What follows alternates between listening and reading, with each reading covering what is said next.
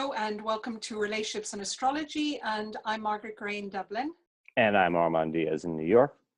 And today we're talking about the lunar eclipse, which is the first eclipse of the season, and this one is in Leo, and it's a penumbral lunar eclipse, so it's not quite a full lunar eclipse. So what are your thoughts, Armand?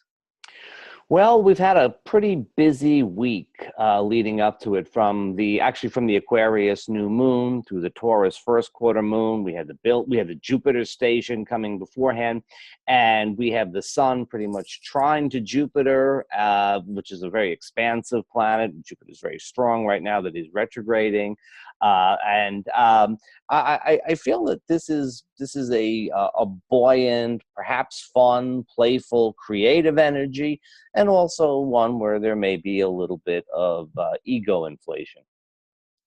Yes, eclipses are always interesting, aren't they? Because we have 4 a year usually, and we have 2 seasons, and this is the very first of the first season, and it's in Leo, and the last one in August will also be in Leo. So these two Leo eclipses are kind of like bookends, and Leo of course has a lot of qualities about it, but just to mention that lunar eclipses of course are like bigger full moons, so like they're an emphasized full moon and they go on a little longer than the full moon, but there's still a full moon, and so it's still about emotions coming to the surface, but this time with the lunar eclipse the earth gets in the way.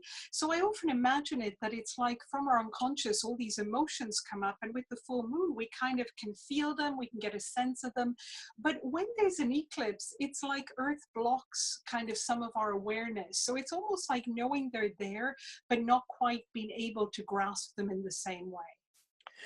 A really, really insightful way of putting it. I mean, one thing about full moons in general, they're very charged times, but and they are times when things come to light, when we see things. But on the other hand, they're not especially great for like making decisions. It's more a time when stuff is presented to you than when you can kind of like make a decision about it. That usually comes about a week later.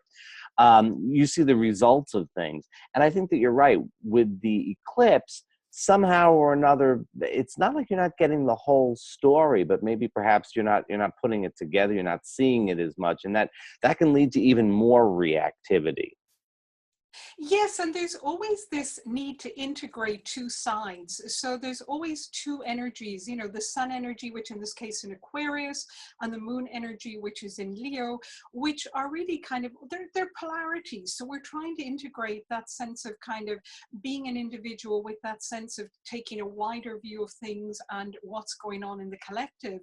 And so it's trying to juggle those two energies together. Now, in this case, I think there's so many energies going on because there's two kite formations, there's a yacht, and so on. So there's really quite a lot going on.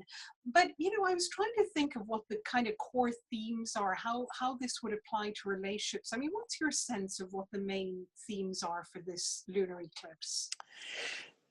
I get two very different themes. On the one hand, with the sun in Aquarius, I'm almost feeling that this is not really a very personal type of energy, and I mean, the full moon in Leo can often be very personal, but I think that this year, because of the different formations, including the sun's relationship with Jupiter, I think maybe our personal stuff isn't the thing that we are really thinking about most. On the other hand, I mean, a full moon in Leo with a little extra energy, it can be very dramatic, it can be very uplifting, it can be a lot of fun, really, with a little danger of slipping into melodrama.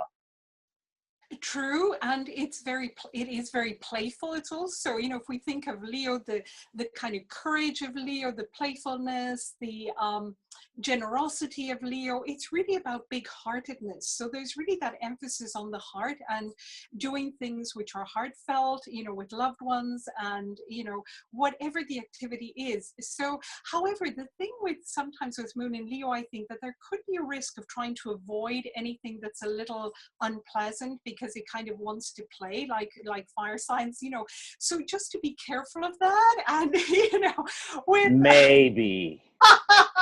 Oh oh my. yeah.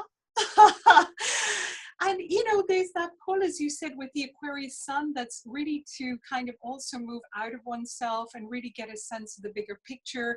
And I think issues also a sense of balance between fairness, equalities, wider global issues, which of course are taking center stage at the moment and are bound to impinge on relationships.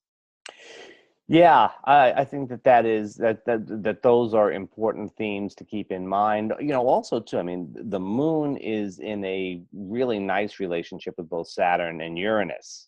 And as those two planets, and there's a kind of independence that's sort of, forward, and, in Leo, follow your heart. And then Saturn, either kind of offering a little bit of a steady influence so that Uranus and the moon don't take us too far into our own thing, or else in some senses maybe polarizing a little bit. There could be a little bit of the Aquarius Sagittarius energy. There could be a little bit of that kind of I'm right and sticking to my guns type of thing, which is, it's fine if you're right, or you're relatively right for the day.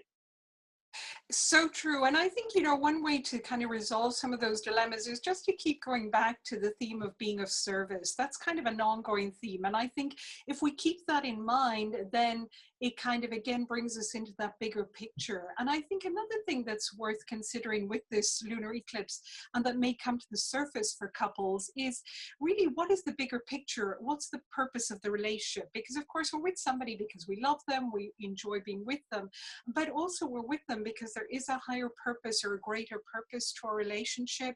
And I think with this Leo, eclipse opposite the sun in Aquarius, it's really worth thinking about. So what is our relationship about?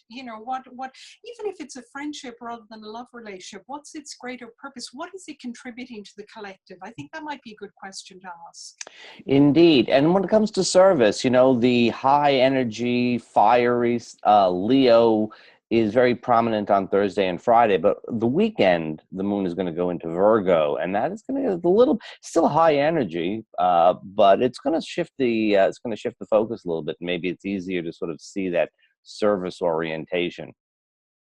One interesting thing also to point out is the Sabian symbol for the moon in Leo, this at this degree, is in a circus. The bareback rider displays her dangerous skill. So I thought it was kind of interesting because, circus being connected to having fun and playfulness, and maybe also something about how life might feel at the moment, that it kind of feels like, is this real? What's real? What isn't real? But also something about, having courage and jumping in and taking initiative. So maybe in relationships, actually having courage and, making oneself vulnerable and having some fun with it. A little bit of courage is not a bad idea. It's a circus, all right. So, some courage is a good idea. So just a reminder for people to visit relationshipsinastrology.com. We have an upcoming course that's going to be offered beginning in early March. There are consultations available and regular blogs where you can read maybe a slightly different take on some of our videos. Absolutely. And we look forward to seeing all our readers for our next record, all our listeners for our next recording. Thanks, Armand. Bye-bye. Bye, Margaret.